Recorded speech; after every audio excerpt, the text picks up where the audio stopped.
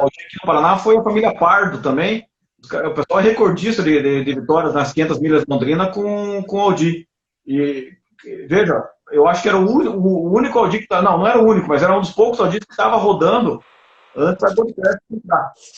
Porque eles continuavam É, rodando. você está falando O o ano Ademir passado já. Pardo, né? Então, é que assim, o carro ele ainda tem uma performance, ele é rápido. Então, dependendo os carros, por exemplo, Londrina é um lugar que ele ainda tem chance, porque é uma pista curta, ele é rápido em pista curta, né? E lá é travadinha, curta. Então, o carro que tem um entre-eixo um pouco menor vai bem. Ele, tração dianteira, o pessoal está acostumado a guiar esse carro e ele ganha, às vezes, também na duração, né? Porque ele é um carro de durabilidade bastante positivo. Mas vamos lá, Almir, você fez 4 modelos que nós comentamos, né? Qual deles é o teu preferido? Não vou dizer de performance. Ah, O primeiro eu quero saber qual deles você gosta mais. olha, é assim, por incrível que pareça, quando eu fiz esses carros, o cara que mais treinava era eu, porque eu treinava no carro de todo mundo. Quando o cara acha que tinha algum defeito, ele falava, dá uma volta no meu carro. Então eu estava afiado, né? Saía de um, montava no outro, tudo. Mas a minha preferência sempre foi o tração dianteiro transversal, porque ele é um carro que usa autoblocante, você tem que ter um estilo um pouquinho agressivo para guiar. Porque você está lá no meio de uma curva, sabendo que você não vai conseguir concluir aquela curva se você ficar com o pé parado no acelerador.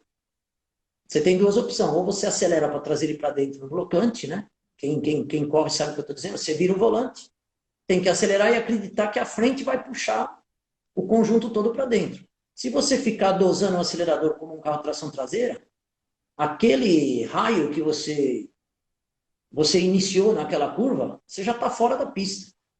É Então, era muro. um carro desafiador. Você tinha que vir do meio da curva em diante, acelerar, virar e falar, vai vir. Aí, de repente, ele parava de escorregar e entrava para dentro. Essa parada de escorregar de frente, aquela puxadinha de frente que ele dá para dentro, você não tem num carro de tração traseira. E É, não eu existe. mesmo, de aprender a fazer uma curva com autoblocante lá, eu tive que fazer um monte de vezes, sabe? Aí a gente procurou o pessoal que andava de marcas, né, com autoblocante, orientava a gente, olha, você tem que acelerar do meio da curva em diante e acreditar que ele vai fazer a curva. Aqueles que não acreditavam, tiravam um pouco o pé, já estava fora da pista. Então o cara não tinha outra opção. Ou ele fazia a curva mais lenta, ou ele, para andar com o pelotão, ele tinha que acelerar. Então esse fator aí de desafio, você veja, o Chambel é um cara que ele e o Ney Fonseca, eles andaram muito com esse carro, eles vestiram o carro, entendeu? E para ele não queria andar com tração traseira, porque eles gostaram muito daquele tipo de tocada que você tinha que ter. Então, o que me agradou mais foi a tração dianteira transversal. Porque até o traseiro, ele é um carro que ele vem escapando de traseira, então na chuva ele é um pouco mais perigoso. Esse dianteiro, quando chovia, o chão estava molhado, ali era a glória desse carro, entendeu?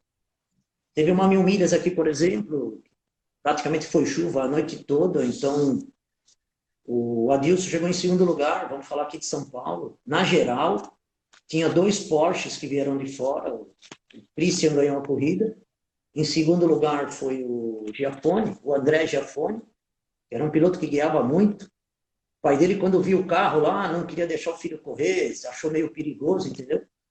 Pô, e fez um segundo lugar na 1000 milhas, só perdeu para um Porsche. E por que isso? Porque a chuva foi constante, quase a noite Certo. toda. E eles vieram acelerando forte. Ele, o Renato Marlia, na época, o André Giafone, e a preparação da Dilson, que foi o cara que mais desenvolveu o carro.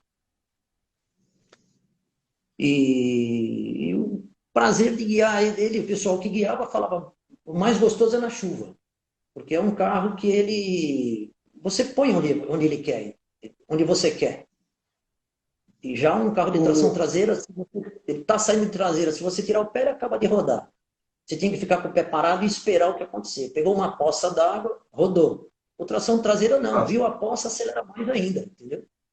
Puxa ele no blocante. Então o outro ficou com medo. Tem história com o Aldir na chuva, ele ficou com medo de correr com o Aldir na chuva lá, o Aldir do Lacombe. acho que era uma 12 horas de Tarumã, alguma coisa assim. Uma corrida no Rio Grande do Sul, não lembro exatamente qual foi. O Luke ficou com medo de andar no Audi. Depois tem que dar uma conversada com o Luke lá e falar para ele que não é tão assustador assim. Ó, é que tem um agravante. Tinha pessoal que pegava os pneus de chuva, deixava muito tempo parado, esse pneu ficava um pouco duro. E o setup de regulagem de suspensão para chuva no Audi tem que mudar. Ele tem que continuar um carro traseiro, mas você precisa pregar ele um pouco. Então, pô, você está numa bateria, de repente começa a chover, você não tem muito o que fazer. Ele é um carro que tem que murchar bem os pneus, dar uma boa murchadinha nele, né? Porque como você não tinha como tirar a cambagem ali na hora tal, então murcha o pneu, para o pneu dobrar um pouco mais, né? Então, aquele pessoal que andava com a mesma calibragem, com aquela cambagem grande na dianteira, na traseira, a área de contato com o solo era muito pequena do pneu. Sim. Então, o pneu ele escorregava em vez de dobrar. Né? Eu digo dobrar por quê? Quando você murcha, ele dobra, ele compensa aquela cambagem que você tem. Então, ou se você tivesse um tempo, era fazer a regulagem do carro. Tirar a cambagem na frente, tirar a cambagem atrás, aí tinha que passar o ótico, alinhar, isso daí demora 2 horas para fazer. Então era só no caso quando o cara sabia que a chuva ia ser extrema o tempo todo. Ó, vou para 1000 milhas, vai chover a noite toda. Então você já ia com o carro, com aquele setup menos cambagem, tudo para ter mais área de atrito. Agora, se você pegar um carro desse, com muita cambagem, pouca área de atrito, pneu muito cheio, ele vira um sabão, entendeu? Aí o cara se assusta. Uhum. E você tem que continuar acreditando no blocante. Que o blocante está lá para te salvar, entendeu? Então tem pessoas que têm dificuldade. O Luke ele nem entrou no carro, ele ficou com medo antes de entrar no carro, ele ficou com medo de pilotar mesmo. Acho que o carro da Kombi estava bem acertadinho, ele ficou com medo mesmo. Isso ele vai ouvir um monte ainda. Aí, pessoal que nunca andou, o que acontece também? O carro ele tem uma ressonância interna um pouco forte. E o que acontece? O motor assusta um pouco. E quando ele também dá tração, ele é uma tração que você sente ali no banco, entendeu? Porque, eu falei, aquele fator peso-potência, né? Os motores estão fortes, os mecânicos aí cada vez mais arrancando potência desse AP. Antigamente você não falava em 200 cavalos no motor desse jeito nenhum. Hoje 200 cavalos você vai ficar para trás. Tem que tentar achar mais uns 15, 20 aí, entendeu?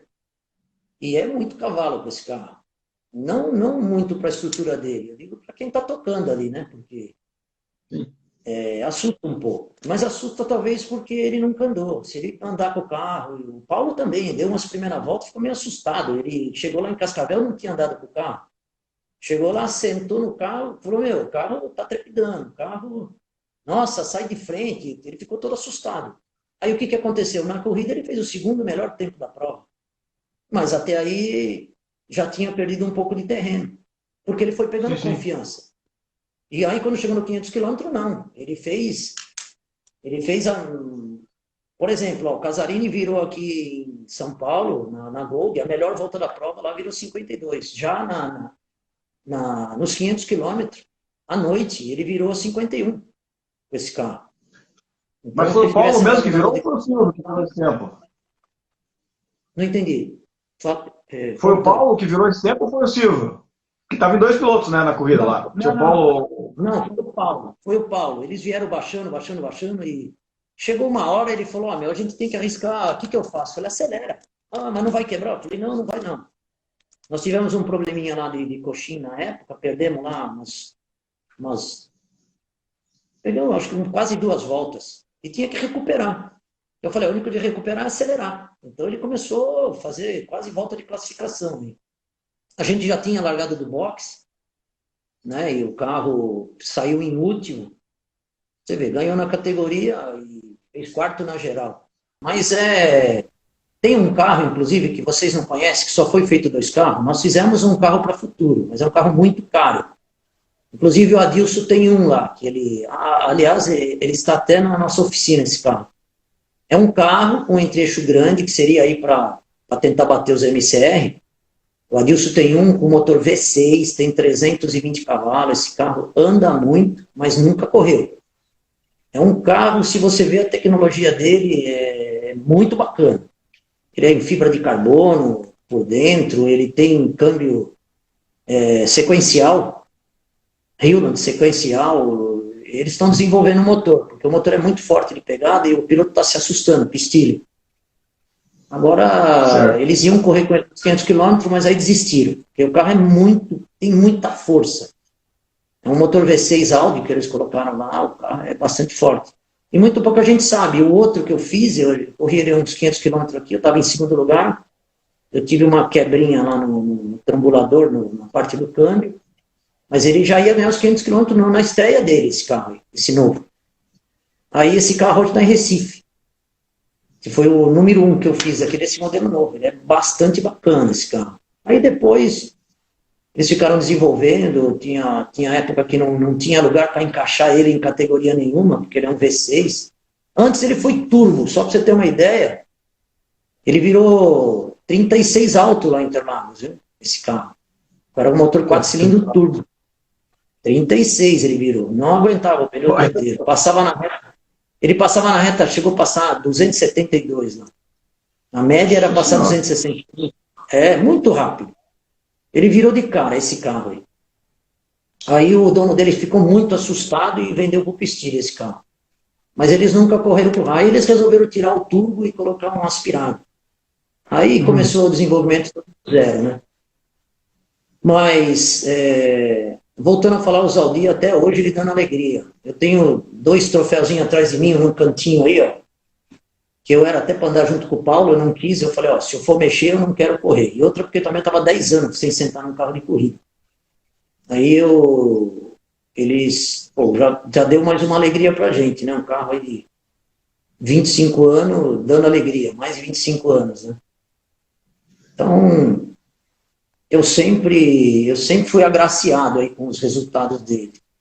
E aqui os paulistas trabalharam muito. Teve vários campeonatos paulistas aqui, onde a briga era intensa, viu? O carro virava aqui na classificação com pneu de Fórmula Ford. Só podia andar com 4 pneus de Fórmula Ford, um pneu mais duro, e eles viravam na classificação aqui 45 com esse carro naquela época.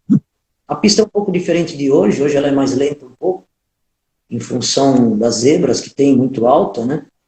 Porque você cortava uns pedacinhos da pista e vinha a tempo, mas virava 45, diversas pessoas viraram 45 com esse carro.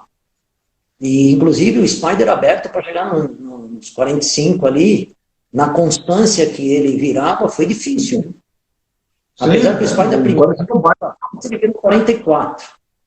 Aí depois ele começou a desenvolver, começou a ficar mais rápido.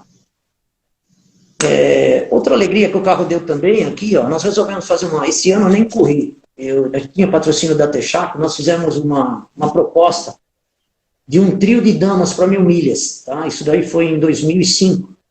Então, essa foto, se você puder Audi na internet, você vai achar a foto das 3 mulheres dirigindo esse Audi da Texaco. É a primeira foto que aparece aí. Um trio de damas chamava. Eu não lembro o nome da outra argentina, mas uma chamava Delfina Flers. Essas argentinas aceleravam muito. A Suzane estava em alta.